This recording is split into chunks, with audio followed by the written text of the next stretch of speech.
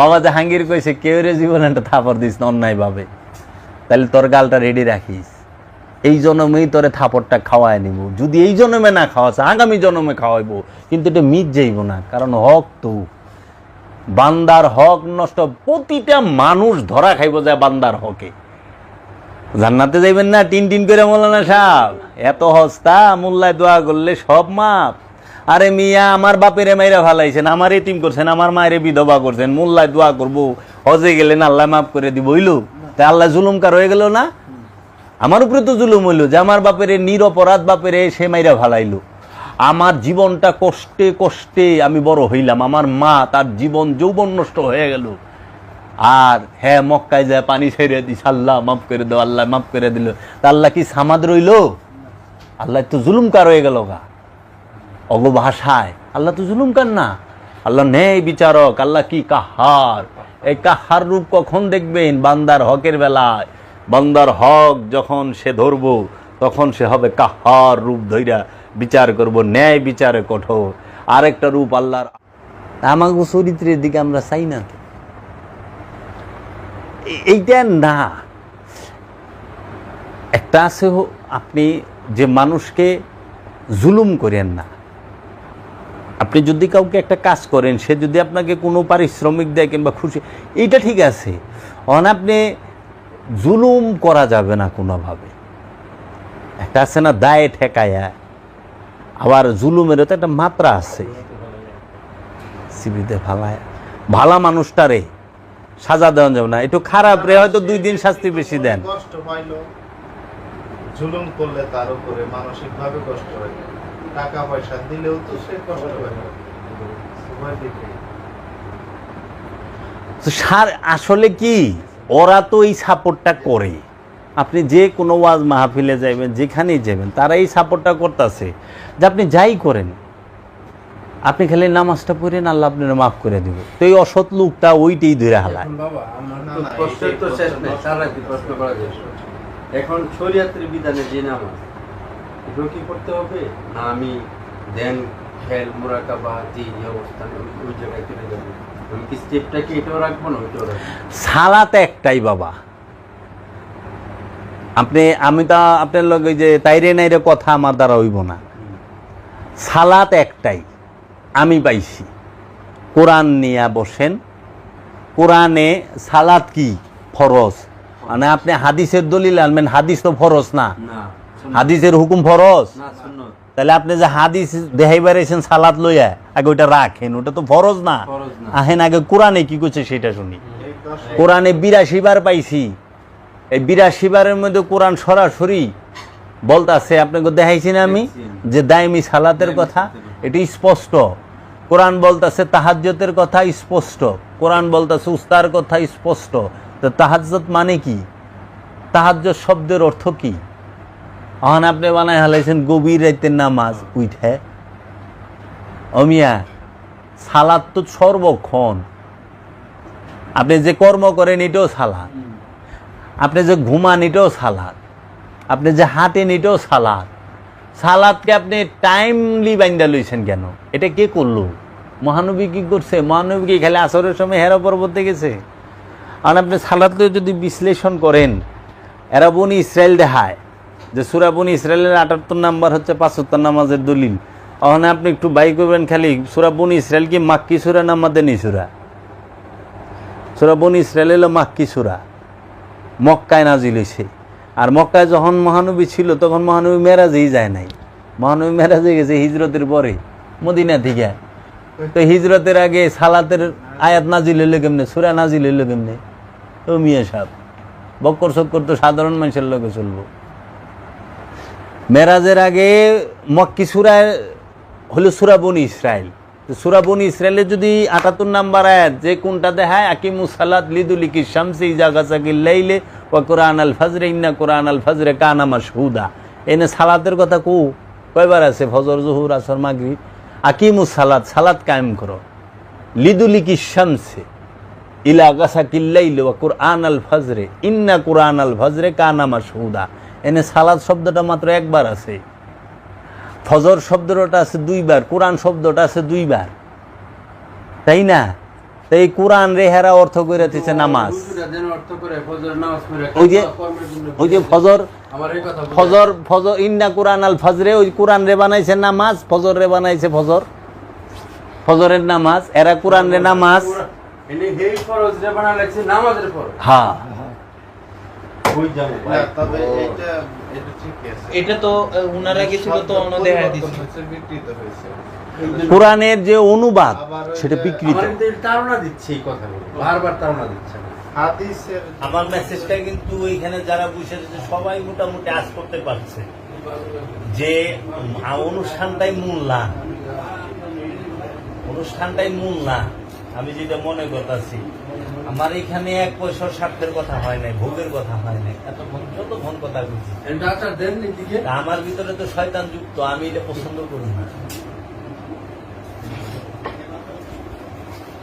কে কয় আল্লাহ জবাব দেন আল্লাহরে ডাকলে? অবশ্যই জবাব দেয়, ডাকার মতো ডাক দাও আল্লাহরেই। আল্লাহ কয়ে ডাক বা আল্লাহ পর্যন্ত পৌঁছান লাগবো না? এলে হজরত বেলাল ডাক দিলে শোনা যাইতো, অন্য কেউর কথা তো কয় নাই। কারণ কি, হজরত বেলালের মহব্বত ওই পর্যন্ত চলে গেছে যে ডাক দেওয়ার সাথে না। তা হজরত বেলাল কাবা ঘরের ছাদে খাড়ায় ডাক দিত। একবার গবেষণা করছেন কাবার ছাদে খাড়াইয়া আজান দিব কে? আপনারা দেন কাবার ছাদে খাড়ায়া? আপনাকে কাবার ছাদে উঠার ক্ষমতা আছে?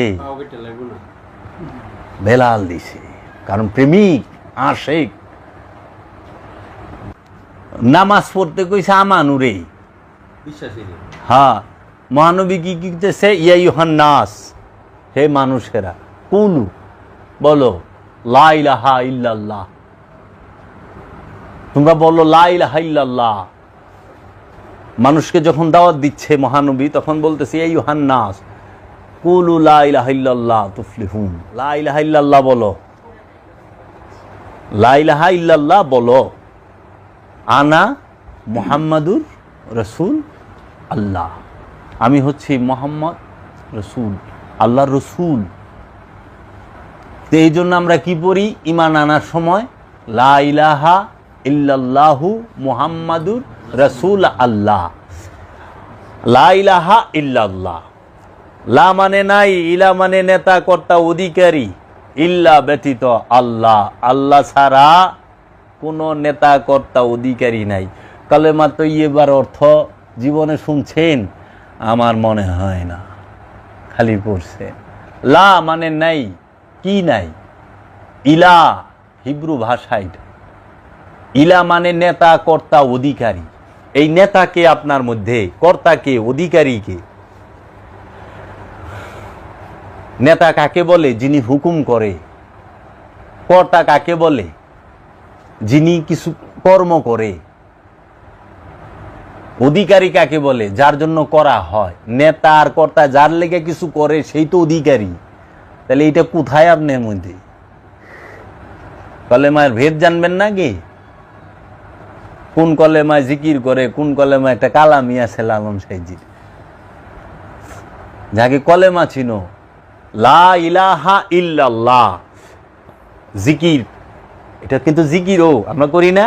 লা ইলাহা ইল্লাল্লাহ মুহাম্মদ রসুল আল্লাহ, এটুকুর ভিতরেই তো সব বয়ে রয়েছে। কিন্তু জীবন ভরা খালি আমার মুখস্থ করাই গেল তোতা পাখির মতো, বুঝায় ভালো না। লা নাই, কি নাই? ইলা নেতা কর্তা অধিকারী, ইল্লা ব্যতীত আল্লাহ। কোথায়? আল্লাহ ছাড়া আপনার মধ্যে কোনো নেতা কর্তা অধিকারী নাই। এটা কোথায়? দেহে। দেহ তো মুসলমান। মুসলমান শব্দের অর্থ কি? আত্মসমর্পণকারী। এই দেহ তো আপনার মধ্যে আত্মসমর্পণ করে রয়েছে। আপনি যখন বলে হাত উঠাও, উঠছে, উঠছে না? পা উঠাও, উঠছে। চোখ গুঁড়ো ঘুরছে, মাথা লাড়ো লড়ছে, কান হুনো শুনছে। সবই তো আপনার মধ্যে আত্মসমর্পণ। নফসের কাছে দেহ আত্মসমর্পণ করে রয়েছে না? প্রাণের কাছে দেহ সমর্পিত, কিন্তু প্রাণের কাছে মনটা কি সমর্পণ করে রয়েছে? আমার মনের মধ্যে ঝামেলা। এর জন্য বলা হয় লা ইলাহা ইল্লাল্লাহ, নাই কোনো ইলাহ, নেতা কর্তা অধিকারী একমাত্র আল্লাহ ছাড়া। সেটা কোথায়? আপনার হৃদয়ে। আপনার হৃদয়ের মধ্যে শত শত নেতা কর্তার ইলা বয়া রয়েছে। দেখেন কেমনে নেতাকে, কর্তাকে আর ইলাকে। লোভ সে একটা ইলা। ইলাকে যার পূজা করেন, যার গোলামি করেন, যার দাসত্ব করেন, যার ইবাদত করেন, সে হয় ইলা। এখন অন্তরের মধ্যে লোভ রয়েছে, আমরা লোভের লেগে দৌড়াই না। তা আমরা কি আল্লাহর ইবাদত করি না লোভের ইবাদত করি? আমরা মুখে আল্লাহর, অন্তরে লোভ। মুখে আমরা বলি আল্লাহ আল্লাহ, অন্তরে হিংসা দিয়ে বোঝাই। আমার অন্তরের মধ্যে কত প্রকার ইলা বৈশা রয়েছে। লোভ একটা ইলা, হিংসা একটা ইলা, অহংকার একটা ইলা, ক্রোধ একটা ইলা, মোহ একটা ইলা, মাৎসর্য একটা ইলা। এই সমস্ত ইলার পূজায় আমরা ডুইবা রয়েছি। এই সমস্ত ইলাগুলাকেই বলা হয় মূর্তি কোরআনের ভাষায়।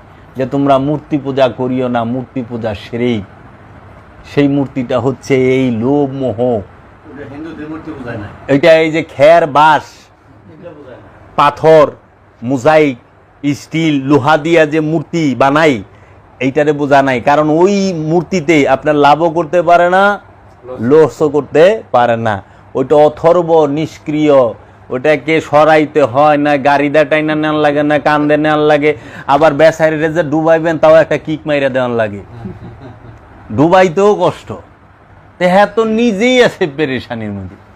হ্যাঁ থাকলে ওই মূর্তিতে কিচ্ছু করে না। এখন আন্দোলন তো মূর্তি লয়ে অনেক করলো দেখলাম, কিন্তু কোরআন কোন মূর্তি কইছে? প্রতিটা মানুষ মূর্তি পূজা আরো। আল্লাহ কইতেছে, আল্লাহ কি মিছা কথা কয়? আল্লাহ তো মিছা কথা বলে না। আল্লাহ বলতেছে প্রতিটা মানুষ মূর্তি পূজা আরো। তোমরা মূর্তি পূজা করো না, মূর্তি পূজা শিরক। এই শিরক কখনো আল্লাহ, কারণ অন্তর হইল রবে থাকবো, অন্তরে অন্তর হইল রবের আরশ, রবের সিংহাসন। যেরকম আপনার সুপার মধ্যে বয়ে রয়েছেন না, সুপারটা হইল আপনাকে সিংহাসন, আরশ, বসার জায়গা। অনেকটার মধ্যে আমি এই খেতাবালি সব রাইখা দিয়ে দিই, বয়ে পারেননি না। এমনি সইরা খাড়ায় থাকান লাগবো না, দূরে যাওয়ান লাগবো, বহার জায়গা নাই। তা আমার অন্তরের মধ্যে তো লোভ, হিংসা, কামনা, বাসনাতে বুঝাই করে দিয়েছি, কোথায় থাকবো কই থেকে? অন্তর ভরা তো লোভ মোহ। তাহলে এই লোভের মূর্তি এই জন্য বলছে লা ইলাহা ইল্লাল্লাহ, যে নাই কোনো ইলা, একমাত্র আল্লাহ ছাড়া। মানে আমার হৃদয়ে লোভও নাই, আমার হৃদয়ে অহংকারও নাই, আমার হৃদয়ে কামও নাই, আমার হৃদয়ে কামনা বাসনা কিচ্ছু নাই। আসলে কি হাসা কথা কইতেছি মুখ দেয়? বক্কর বক্কর মিশা কথা। আল্লাহর সামনে লা ইলাহা ইল্লাল্লাহ, লা ইলাহা ইল্লাল্লাহ জিকির করবার লইছি, বাস করতে করতে বাসের আগে উঠা যায় না, বুট না দিলে অবস্থা। এই জিকিরে তো মাল পানি কি আইছে না? কি আশ্চর্যের বিষয়, জিকির করবার লইছে আর মাল পানি টানবার লইছে। এই রুমালটা দিকে একটু জিকির করেন, লা ইলাহা ইল্লাল্লাহ। রুমাল রুমাল দেন, ওই ব্যাগ লয়ে যান, ওইদিকে যান, ওই লাইনে যান। আশ্চর্যের বিষয়, মুখে লা ইলাহা ইল্লাল্লাহর অন্তরে মাল পানি দান্দা। এটা জিকির? নিরিক কই, বর্জক কই, তাসাব্বুর কই, আমরা আসি কই? এই যে বিষয়গুলা, এখন লা ইলাহা ইল্লাল্লাহ, সমস্ত ইলা, নেতা কর্তা সবকিছু যখন চলে গেছে, একমাত্র ইলা রব্বুল আলামিন আল্লাহ, সে আমার হৃদয়ে বসে রয়েছে। তখন বলে লা ইলাহা ইল্লাল্লাহ। এই হৃদয়ে কোনো নেতা কর্তা অধিকারী কিছুই নাই, শুধু আল্লাহ আছে। এরপরের জিকিরি হলো আল্লাহ হু, আল্লাহ হু, মানে আল্লাহ আছে হেনে, আর কেউই নাই। আল্লাহ হু মানে কি? আল্লাহ তো জানেন, হু তো জানেন না। হু মানে আসি, হু মানে আছে, এইটাই। তখন যায় ইসকে না জানি কি খালি চিল্লা চিল্লি, আল্লাহ টান দিছে হু। আপনার এইখান থেকে নিয়ে এই পর্যন্তই সব কিছু। আমরা যেটা করতেছি এখন, তাহলে আনুষ্ঠানিকতা, মানে অনুষ্ঠান আছে না, যে যেরকম আমি আসছি, আপনারা এটা সেটা করলেন, এটা হলো অনুষ্ঠান, কিন্তু এটা মূল না। আপনি যে সেজদাটা করেন, আপনি কি মনে করেন এটা সেজদা? আপনি তো মনে করতেছেন এটা এটাই সেজদা, সেজদা, আমি মনে করতেছি। আপনি মনে করতেছেন এটাই সেজদা, কিন্তু এটা যে একটা আনুষ্ঠানিকতা, আপনি এটা বুঝতেই আছেন না। এখানে কিসের আনুষ্ঠানিকতা? আমরা যেটা মনে করি সেজদা দিচ্ছি মাটিতে, আমরা হাত পা গোটায় সেজদা দিই না, এটা হলো আনুষ্ঠানিক সেজদা। এটা করতে হবে, প্রয়োজন আছে, এটা অস্বীকার করা যাবে না, কিন্তু এটা আনুষ্ঠানিক।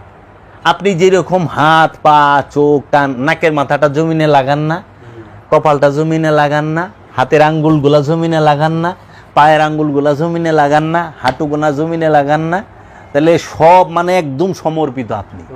ঠিক এইভাবেই সেজদা করতে হবে। সেজদা মাটিতে করার হুকুম আছে? কেউ দেখাই পারবো জাল্লা মাটিতে সেজদা করবার কইছে? পাটিতে সেজদা করণ যায়?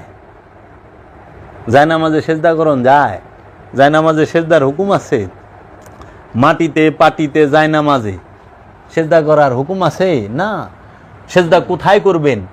সেজদা করবেন আল্লাহর ইচ্ছার মধ্যে, আল্লাহর হুকুমের মধ্যে। সেজদা কাকে বলে? সেজদা বলা হয় যে নিজের ইচ্ছাকে রবের ইচ্ছার কাছে সম্পূর্ণরূপে বিলীন করে দেওয়ার নাম, বিসর্জন দেওয়ার নামই হচ্ছে সেজদা। আমার কোনো ইচ্ছা থাকবে না, সব খোদার ইচ্ছা। খোদার ইচ্ছায় বলাইলে বলুম, চলাইলে চলুম, সব খোদার ইচ্ছা। আল্লাহ যে হুকুমগুলা করছে কোরআনুল মাজিদে, সবটি হুকুম মানার নাম হলো সেজদা। সব হুকুম মানার নাম সেজদা। এখন আল্লাহ বলছে মিথ্যা বলল না, মিথ্যা না বলার নাম সেজদা। আপনি মিথ্যা বললেন না, আপনি সেজদায় রত। আল্লাহ বলছে অহংকার করো না, অহংকার না করার নামই সেজদা। আপনি আল্লাহ বলছে তুমি সুদ খায়ও না, সুদ না খাওয়ার নাম সেজদা। আল্লাহ বলছে চুরি করো না, ডাকাতি করো না, অন্যের হক মাইরো না, আমার হুকুম পালন করো, সমস্ত কিছু করার নাম সেজদা।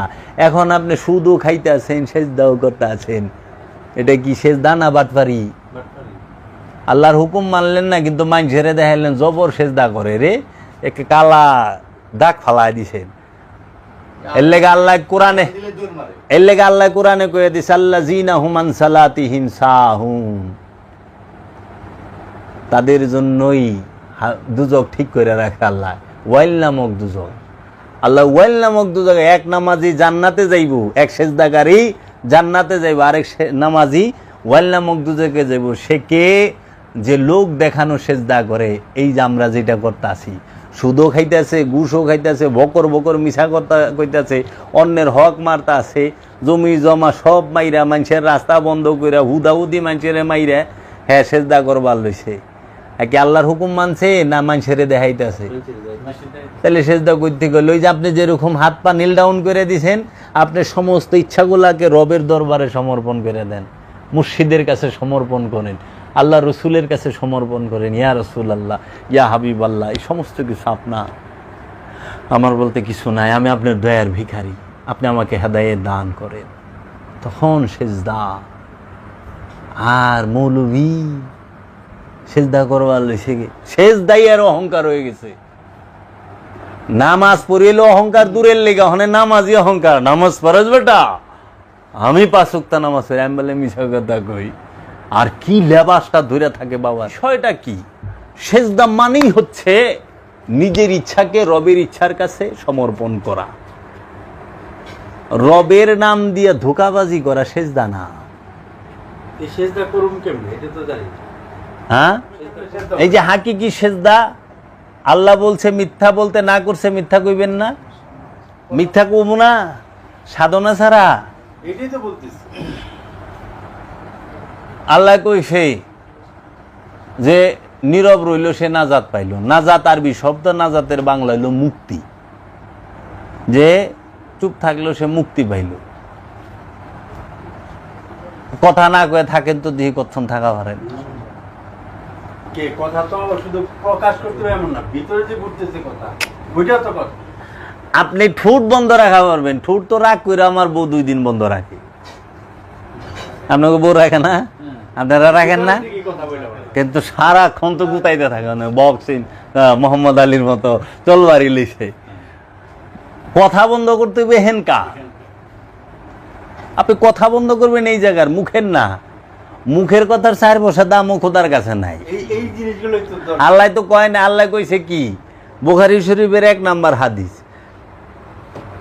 যা তোমার কি আমি দেহুম, আমি আমলও দেহুম না, আমি লেবাসও দেহুম না, আমি সুরতও দেহুম না, আমি কি দেহুম, তোমার নিয়ত। নিয়ম আল্লাহ দেখবো নিয়ত। তো নিয়ত কই থাকে? মুখে। না এর লেগে তো কইছে আল্লাহ আমি তোর অন্তরে খবর জানি, বুঝছেন? এই বিষয় বড় জুব্বা পিনছে, হের কাছে মুড়ি দেওয়া এখন কইছে তুমি গুরুর কাছে মুড়ি দেও, রসুলের কাছে। আমি যদি ফুল কি করে, ফুল গ্রান ছাড়া আর কিছু দিতে পারে? ফুলের কাছে আছে কি? গ্রানই তো আছে। ফুলের কাছে গ্রান ছাড়া আর তো কিছু নাই, নির্যাস মধু ছাড়া কিছু আছে? সূর্য সে কিরণ দেবে, সূর্যের কাছে কিরণ আর তাপ ছাড়া কিচ্ছু নাই, তাই না? তাহলে আপনি যদি বলেন যে সূর্যর কাছ থেকে আমি অন্য কিছু চাই, এটাও সম্ভব। তাহলে গুরু, যে গুরু মানে কি, গুরু শব্দের অর্থ কি? গুরু মানে, গু মানে অন্ধকার, রু মানে আলো। অন্ধকার থেকে যে আলোর পথে নিতে পারে সে হয় গুরু। এখন এই অন্ধকারটা কিসের অন্ধকার? এই মোহের অন্ধকার, কামনার অন্ধকার। এই কামনার অন্ধকার থেকে যে আলোতে নিতে পারবো। সুফি কোনোদিন কাউরে ডর দেখায় না, সুফি কোনোদিন কাউকে বলে না এই হইব না, না না। আর সুফি এটা কয় না তুই এটা ছাড়, এটা ধর। ওই যে অনেকে মানে এটা বোঝার ক্ষেত্রে বলে, জানি না, জানার কারণে অনেক সময় আমিও বইলা ভালাই। বিষয়টা হলো যে বলে না যে তুমি লোভ ছাড়ো, লোভ ছাড়ো, ত্যাগ করো। সুফি কোনোদিন এইটাও কইও না, যে অরিজিনাল সুফি সে শুধু আপনার লোভ কি সেইটা বুঝাই দিব। তার দায়িত্ব এইটাই যে লোভ কি তাকে চিনায় দেওয়া, আগুন কি তাকে চিনায় দেওয়া। আগুন চিনাই দেওয়ার পরে আল্লাহ আপনি বুঝা নেবেন আগুন থেকে কি দূরে থাকার লাগবো না কি করার লাগবো।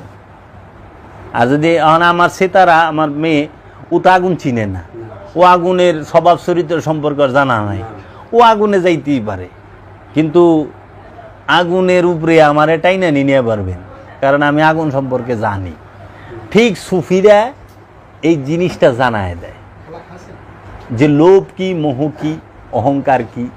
এটা অহংকার 2 প্রকার হয়। এই বিষয়গুলা জানা রাখতে হইব। তো কাজেই অনেক কিছু জানার আছে, শেখার আছে। আর সত্য সবচেয়ে বড় এইটা যে আপনারা যতই শুনেন, শুনলে আপনার কিছু উপকার হবে, কিন্তু আপনারা সত্য পাইবেন না। সত্য তো আপনার ভিতরে, আপনার ভিতরে সত্যটা আমি কেমনে বাইর করে দাম, আপনার ভিতরে সত্যরা আপনি দেখবেন, দেন নিজেই খুঁজে নিতে হবে রাইট। এখন নিজের ভিতরে কি আছে, গুরু শুধু রাস্তা দেখাইব। রাস্তা দেখেন। আমি যেহেন আইছি, নাজমুল ভাই আমার রাস্তা দেখে নিয়ে আসছে, সে আমার এখানে আসার গুরু। যে আমি বাসা চিনি না, কয়তালায় থাকে কি, সে আমারে নিয়ে আসছে, উনি আমার গুরু। কিন্তু চাকুলিয়ার থেকে করলে এই পর্যন্ত আমি আইছি। এতটুকু নিজে চিনে, জাস্ট অল্প একটু জায়গায় অন্যজন সহায় করে। আপনার নামাজ, রোজা, হজ, যাকাত, এটা আপনার কেমনে করণ লাগবে এটা রসুলে কয়ে দিব, কিন্তু হ্যাঁ তো আর কইরা দিব না। ধ্যান তো আর আপনার পীরে কইরা দিব না, ধ্যান কেমনে করে সেইটা সে শিখাই দিব, কিন্তু আপনার ধ্যান করতে হবে। না আমরা কি চাই, বাবা আমার কিছু দেন, দয়া করে বাবা আমারে দিছে, আমাদের চাওয়াটা হয়তো চাওয়াটা ভুল। ওই যে কি করলাম, সুফি সে মানে চাওয়াটাই তো কামনা।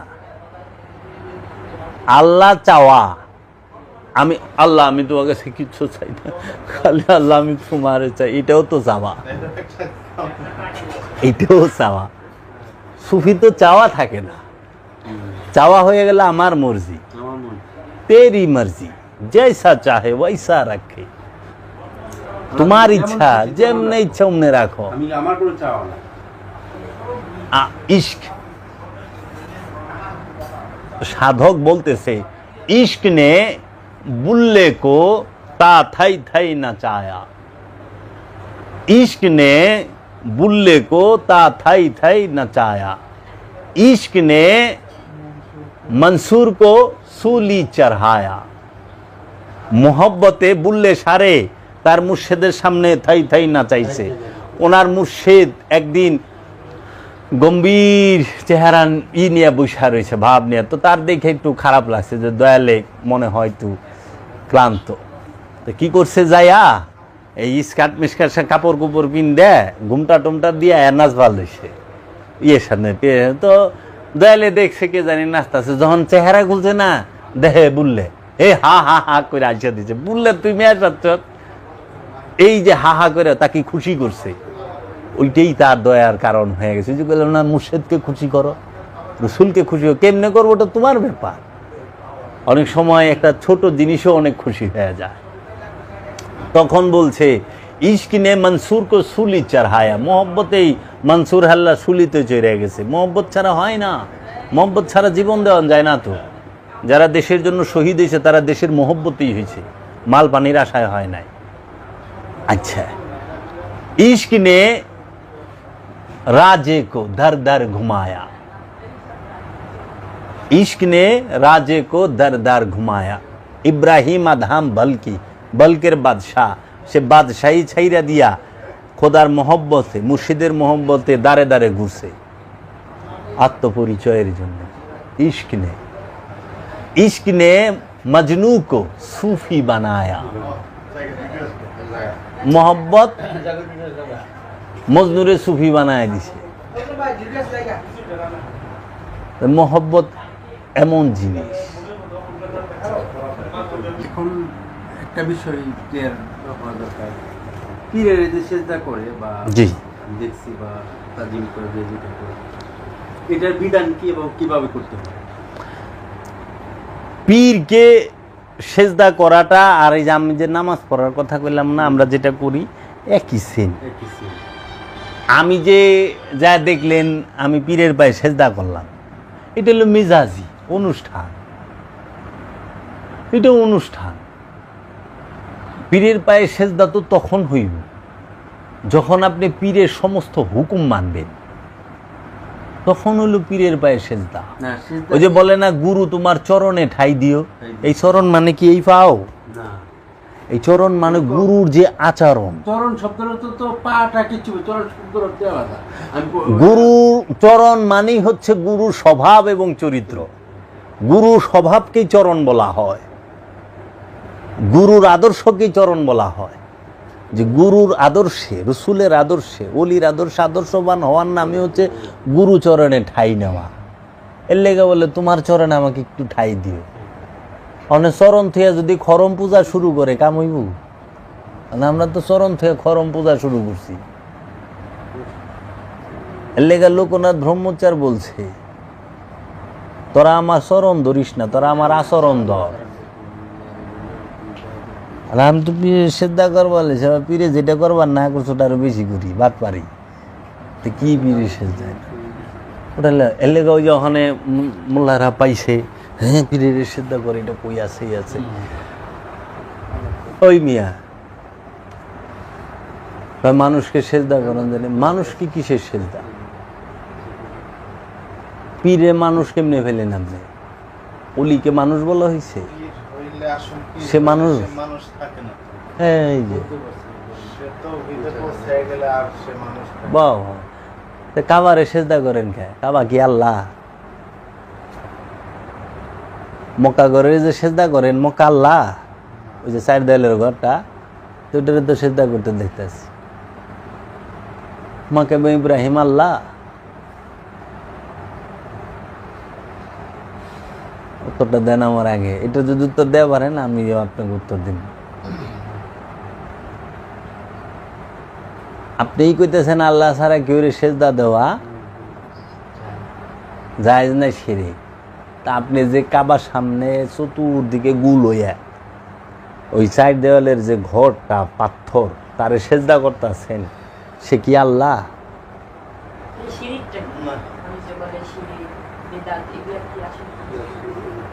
শিরিক মানে হচ্ছে অংশীদার।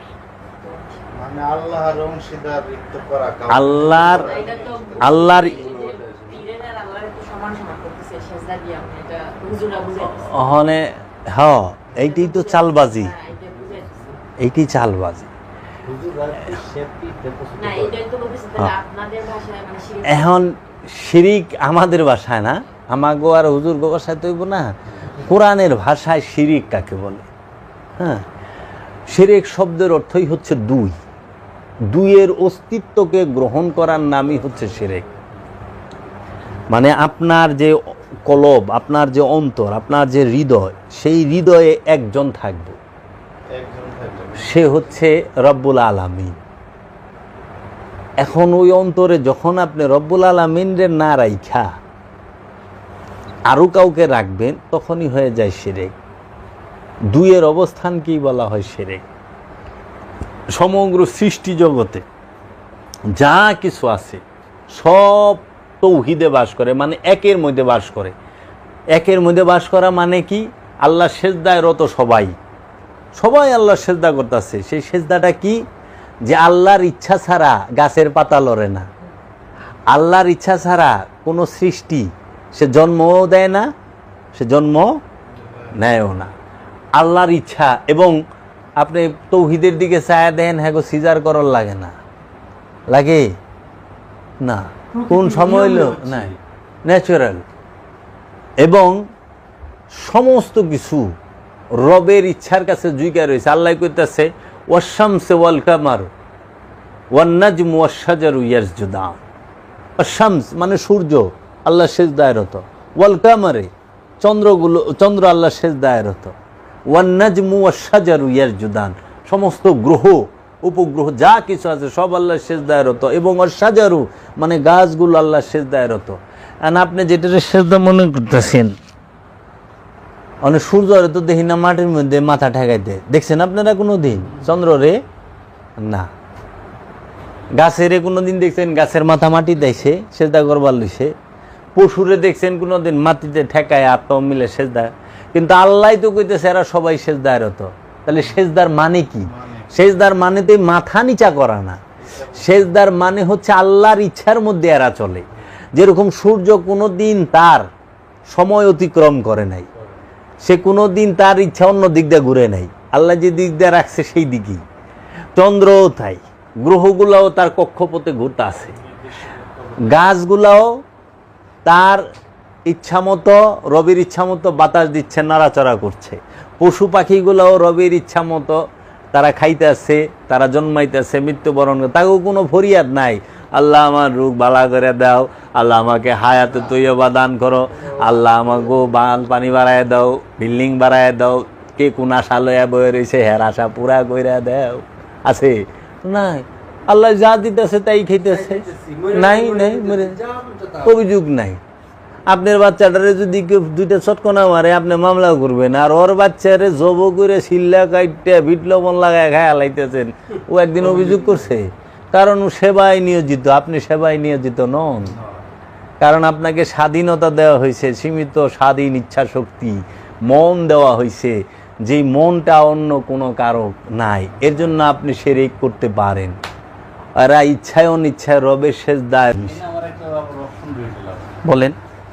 আমি জানতাছি যে খারাপ কাজ করতেছি, তারপরে আবার নামাজ পড়তেছি, নামাজও পড়তেছি, খারাপ কাজ। এটা তো ধোঁকা, ধোঁকা দিচ্ছেন আপনি। এটা ধোঁকা দিচ্ছেন।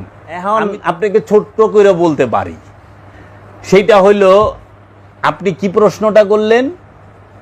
আস্তে আস্তে যা সংশোধন করে আমি যে নিব। নামাজ পড়তেছি, জি, জানতাছি যে আমার অপরাধ আছে, খারাপ কাম করতে, তারপরে তো আমি নামাজ পড়তেছি। এখন এই নামাজ পড়তে পড়তে কি আমি আস্তে আস্তে আমি সমাধান একজন লেকচারার আছে বর্তমানে, তার নাম হইল আবু তুহা আদনান। এই হুজুরের সেদিনকে একটা লেকচার শুনলাম, উনি বলতাছে আপনি যাহাই করেন, আপনি যাহাই করেন,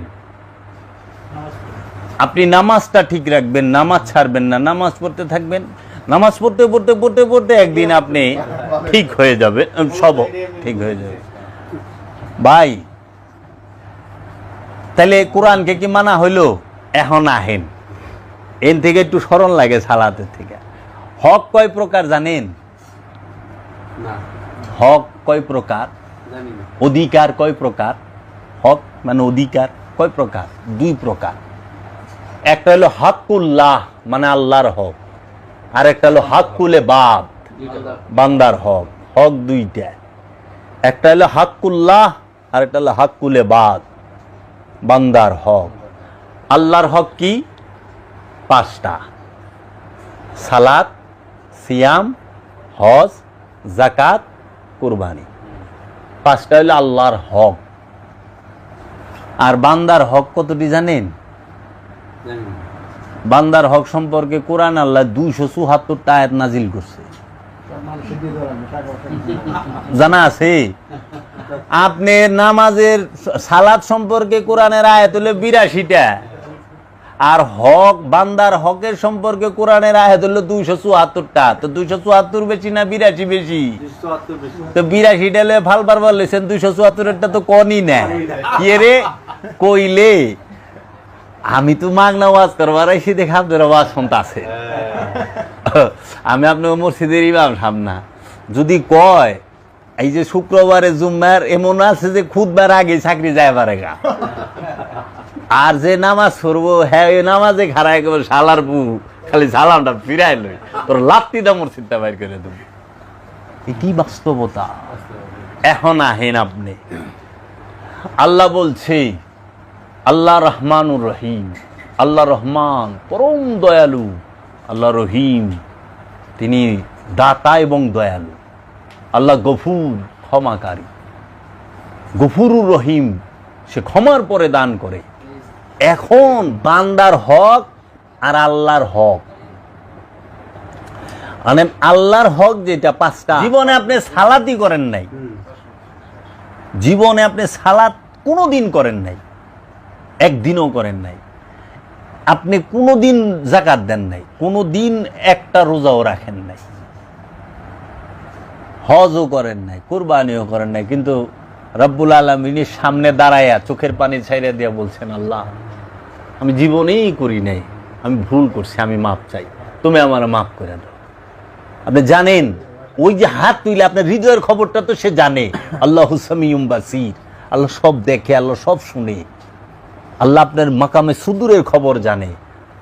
সে ওই যে আপনি হাত তুলছেন চোখের পানি ছেড়ে সাথে সাথে মাফ করে দিব।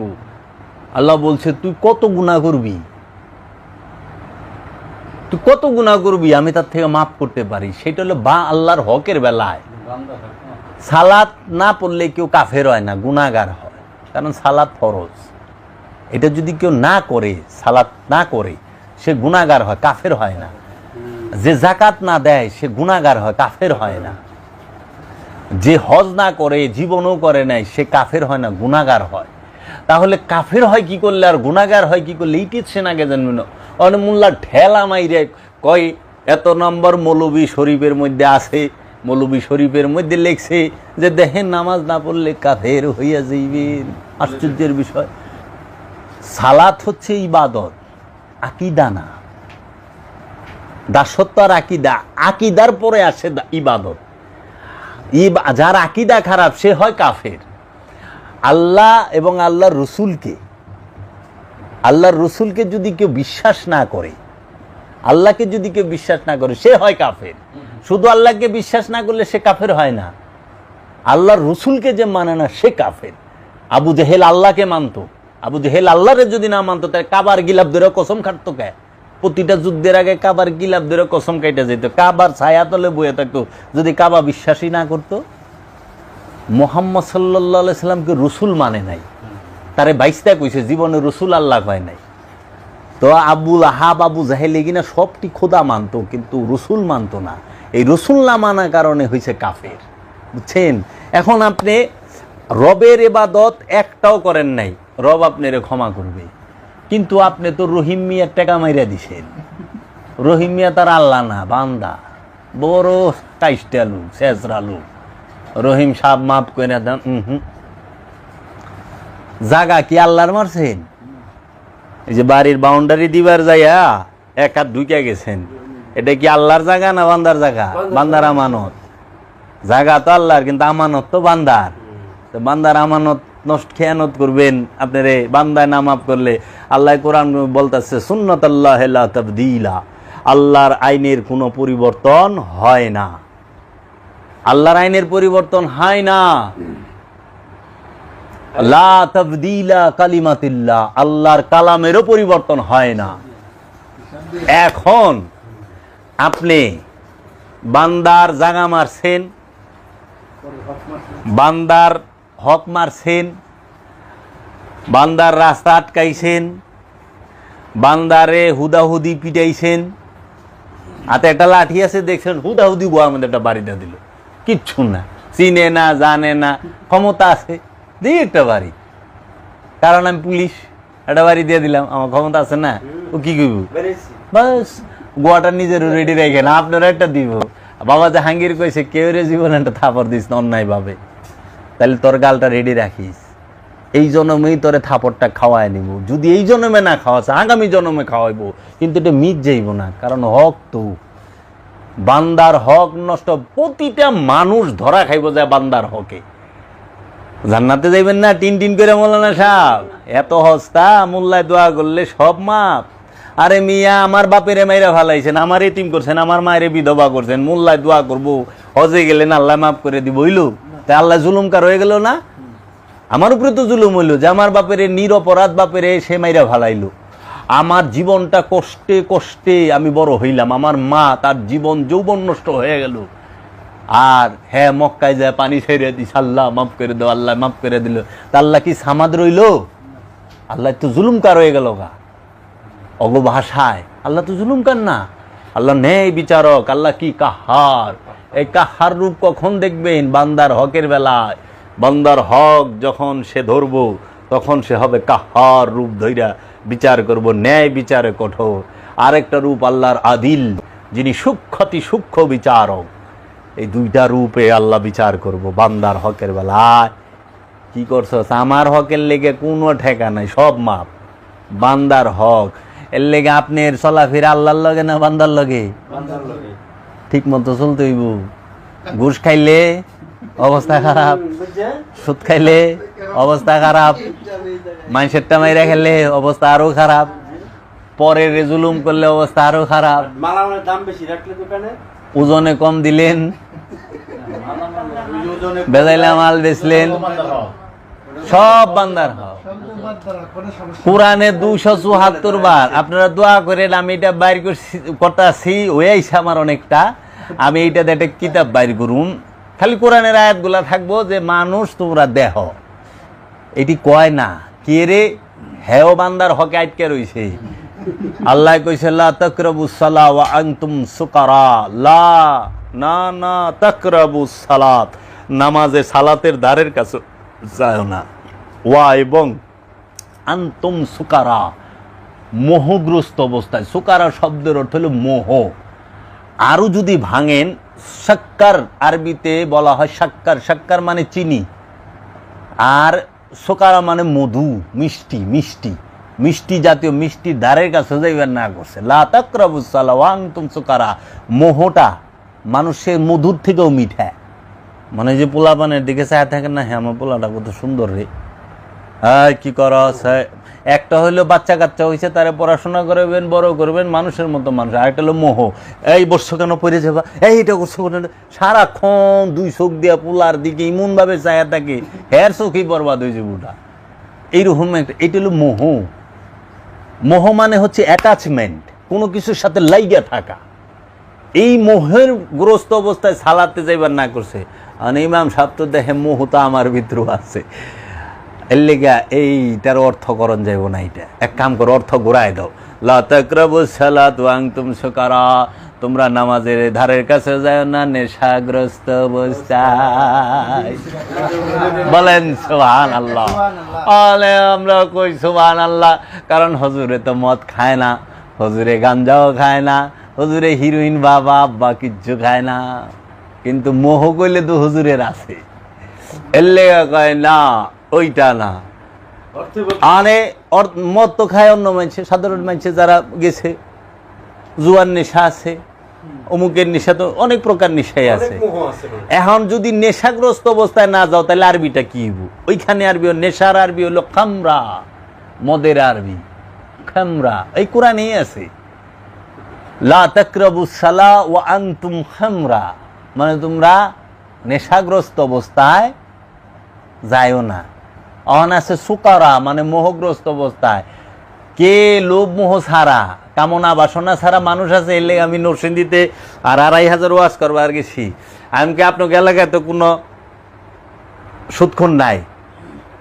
নাই মানে আপনার ডাইনে ভাই আছে। আমি আলহামদুলিল্লাহ। তাহলে মনে হয় কোনো কামনাযুক্ত মানুষ আছে?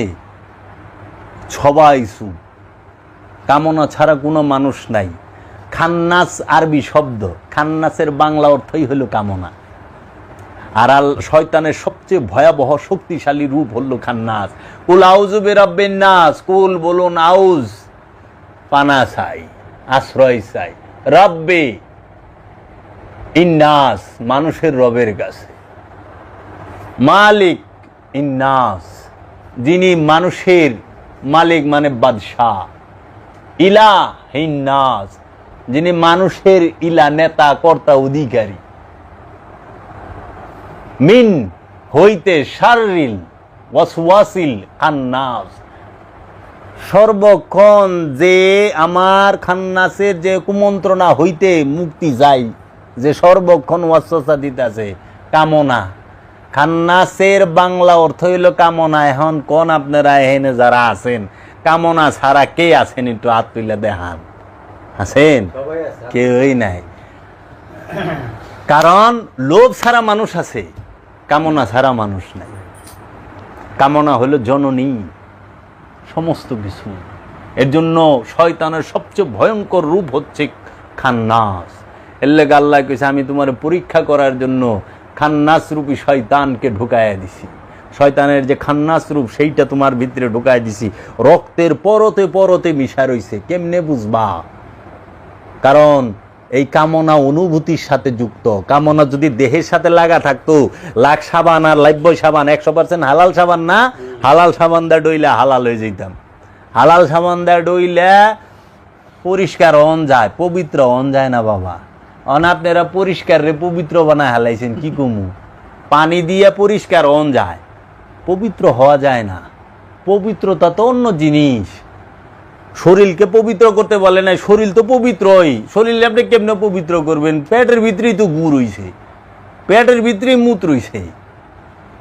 এই গু মুতলে মেরাজে গেছে অনেক অলি আল্লাহরা, সবাই গেছে। কিন্তু অন্তরের মধ্যে হিংসা লয়ে মেরাজে যাওয়া যায় না, অন্তরের মধ্যে লোভ লয়ে মেরাজে যাওয়া যায় না, অহংকার লয়ে মেরাজে যাওয়া যায় না। এর লেগে ওই লোভ, অহংকার, হিংসা, কামনা, বাসনা এগুলো হইল অপবিত্র। অপবিত্রই হচ্ছে খান্নাস। আর যে পেটে গু প্রসাব ময়লা, এটা হলো অপরিষ্কার, এটা মেজাজি অপবিত্র, হাকিকি না। বুঝছেন? এর লেগে এটারে ধুইলে পরিষ্কার হয়। এর লেগে পেটে গু আর মুতলে নামাজ সালাতে যাওয়া যায়, কিন্তু অহংকার লয়ে সালাতে যাইবার না করছে। লা তাকরাবুস সালাত ওয়া আনতুম সুকারা, মোহ লয়ে যাইস না, মোহ থুইয়া যাইস। বুঝছেন বাবা? এখন আপনি কোরআন মুখস্থ করেন, কোরআন পড়েন, কিন্তু কোরআনের নিগুড় রহস্য বুঝতে পারেন না সালাতের। এটা তো আপনার তাকদীর, কিচ্ছু করার নাই। এর জন্য সালাত করতে হবে কি আল্লাহ রসুলের সাথে। রসুল শিক্ষা দেবে। দেখেন না আমরা ইমাম লয়ে সালাত করি, ইমাম কেন লই? ওই যে কোরআন কইছে তুমি সালাত করো জোড়ায় জোড়ায়, ইমাম আর আমি। ইমাম সাহেব মসজিদ বইরা লইছে, এটা তো ইমাম সাহেবের প্রবলেম। কিন্তু হাকিকি যে ইমাম, সে তো একজন, মুসল্লি একজন। এর লেগে যখন আপনি ধ্যান মুরাকাবা করতে যান, মুরাকাবার সময় 100 থাকে না, একজন থাকে। হেরা পর্বতে কি 100 ছিল? একা, আল্লাহর নবী একা ছিল। মহানবী মা মরিয়ম আর তার গুরু।